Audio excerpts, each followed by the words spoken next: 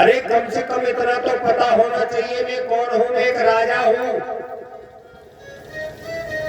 और इस महात्मा ने मेरा अपमान कर दिया, मेरा सम्मान नहीं किया। और परीक्षित कहने लगी,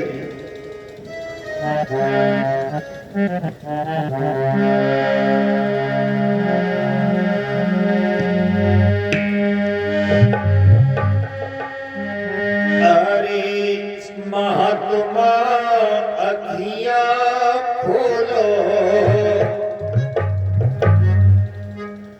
और हमको पीवैयो ठंडो नीर। महात्मा अखियां खोलो हमको पीवैयो ठंडो नीर।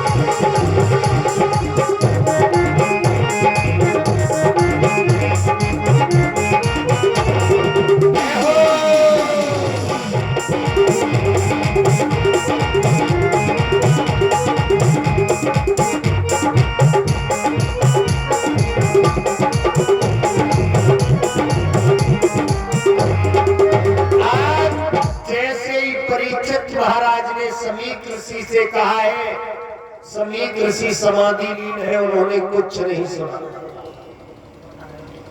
परीक्षित कहने लगे उसने मेरा अपमान कर दिया। वहीं पर देखा तो एक मरा हुआ सर्प पड़ा था। मरा हुआ सर्प जब पड़ा देखा, तलवार की नोक से उठाया और समीक ऋषि की गर्दन में डाल दिया और डाल करके चले गए। जैसे ही समीक ऋषि का अपमान किया है परीक्षित ने भक्तों, इधर समीक के बेटा जिनका नाम था श्रृंगी ऋषि, वो बच्चों के साथ में खेल खेल रहे थे। एक छोटा सा बालक भाग करके गया, कहने लगा श्रृंगी भैया, अरे श्रृंगी भैया। बोले हाँ। एक राजा आया हुआ था, उसने तुम्हारे पिता का अपमान कर दिया, मरा हुआ सर्प गले में डाल गया। जैसे ही इतने शब्द सुने तो समीप के बेटा श्रृंगी भाग करके आए, देखा कुटिया पर आकर के पिता के गले में मरा हुआ सर्प पड़ा है। क्रोध आया, कमंडल से अंजलि में जल लिया। जल लेने के बाद में श्राप दे दिया, हे दुष्ट परीक्षित, तूने मेरे पिता का अपमान किया है, मरा हुआ सर्प मेरे पिता के गले में डाल दिया है। मैं श्राप देता हूं, यही मरा हुआ सर्प 7वें दिन जीवित होकर और तेरा काल बनेगा, तुझे डसेगा, तेरी मौत हो जाएगी। गजब हो गया। परीक्षित को श्राप दे दिया, यही मरा हुआ सर्प तक्षक बनकर के 7वें दिन तेरी डसेगा, तेरी मौत हो जाएगी। कहते भी ये भक्तों कि मेरे मालिक के दरबार में सब लोगों का खाता, जो कोई जैसी करनी करता वैसा ही फल पाता। आप सोच रहे हो कि हम जहाँ मनमानी कर रहे हैं, भगवान के यहाँ कुछ ना, भगवान के यहाँ सब कुछ हो जा रहा है। क्यों लिखा है? चाहे राजा, चाहे साधु संत गृहस्थी, चाहे राजा चाहे रानी, उनकी पुस्तक में लिख रही है सबकी कर्म कहानी। ऊपर बैठो अंतर्यामी, सबको हिसाब लगाता, मेरे मालिक के दरबार में है सब लोगों का खाता। परीक्षित को श्राप मत दे। जैसे ही समीक ऋषि की समाधि खुली, समाधि खुलने के बाद में समीक के बेटा श्रृंगी कहने लगे, पिताजी। बोले हाँ। कि हस्तिनापुर का राजा परीक्षित आया हुआ था, उसने तुम्हारे गले में मरा हुआ सर्प डाल दिया, तुम्हारा अपमान कर दिया। एकदम समीक कहने लगे, बेटा तो तुमने तो नहीं कुछ कहा उससे? एकदम श्रृंगी कहने लगी, पिताजी मैंने उसे श्राप दे दिया। जैसे ही श्राप की बात सुनी भक्तों, श्रृंगी ऋषि रोने लगे। श्रृंगी ऋषि कहने लगे, बेटा तुमने ये बहुत गलत कर दिया, बहुत बुरा कर दिया। ऐसा राजा इस भारत भूमि पर न होगा, न है। इतना धर्मात्मा राजा परीक्षित जैसा राजा है, तुम्हें दोबारा इस भारत भूमि पर नहीं मिलेगा। क्यों? इतना धर्म का पालन करने वाला, उसके राज्य में शेर और बकरी एक घाट पानी पीने वाले राज्य में तुमने ऐसे धर्म परीक्षित राजा को श्राप क्यों दे दिया? जाओ उस राजा के पास खबर करवा दो कि वो अपनी मुक्ति का कोई उपाय ढूंढ ले। जैसे ही भक्तों परीक्षित महाराज के पास सूचना मिली है कि 7वें दिन तुम्हें तक्षक नाग बनकर के डस लेगा,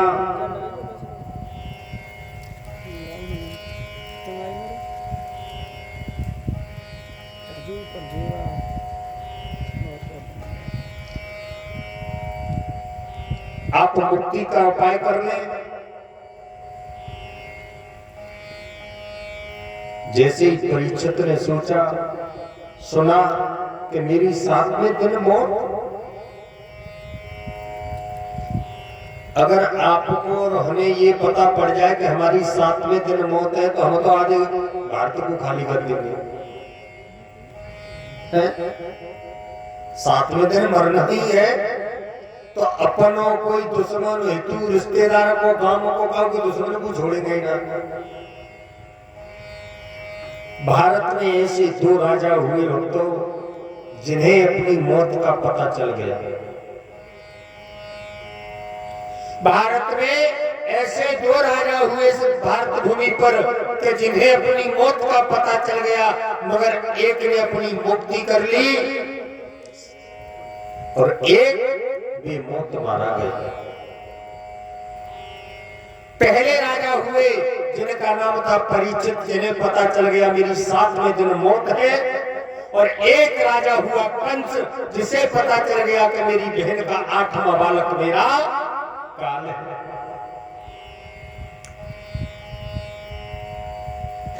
ये कथा आला ढोला नहीं है,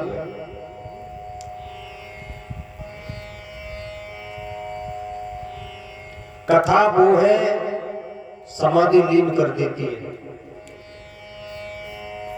आज भक्तों परीक्षित महाराज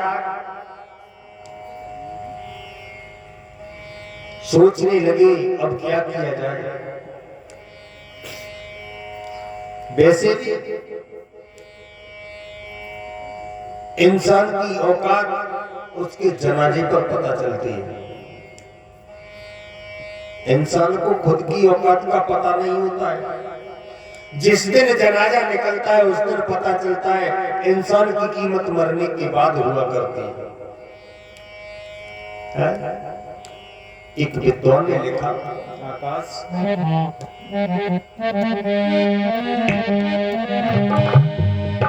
कि एक दिन उड़े ताल के हंस,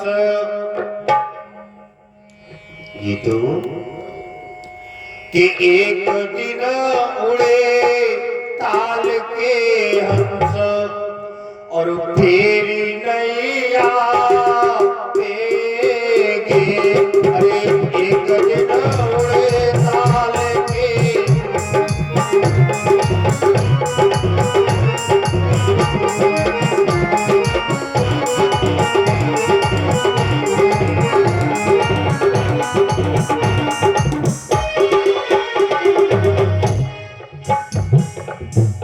जो चला जाता है वो दोबारा नहीं आता।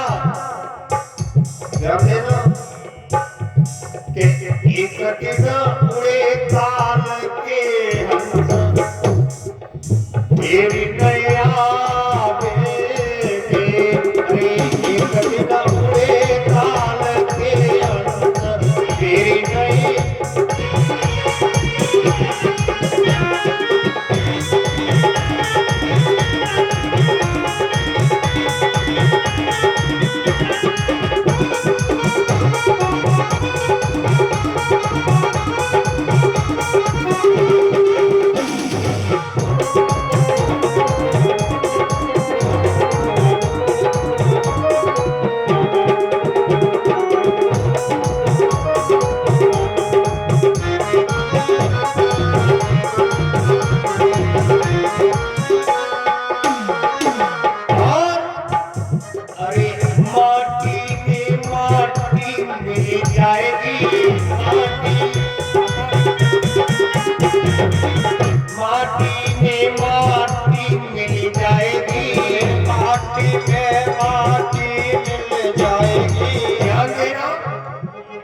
शरीर के तत्वों से बना हुआ है 5। चित्त जल पावक गगन समीरा, 5 तत्वों से बना शरीर।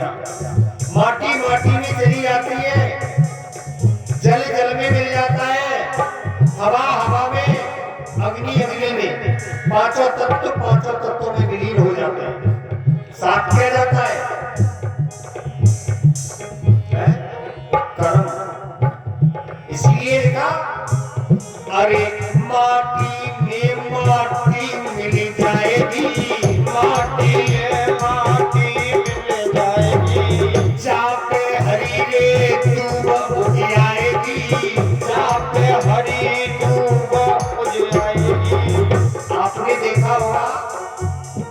बरगद में शमशान में जब थोड़े दिन हो जाते हैं जलाने के बाद तो घास उग जाती है, फिर क्या होता है कि एक दिन आगे नगर के पशु,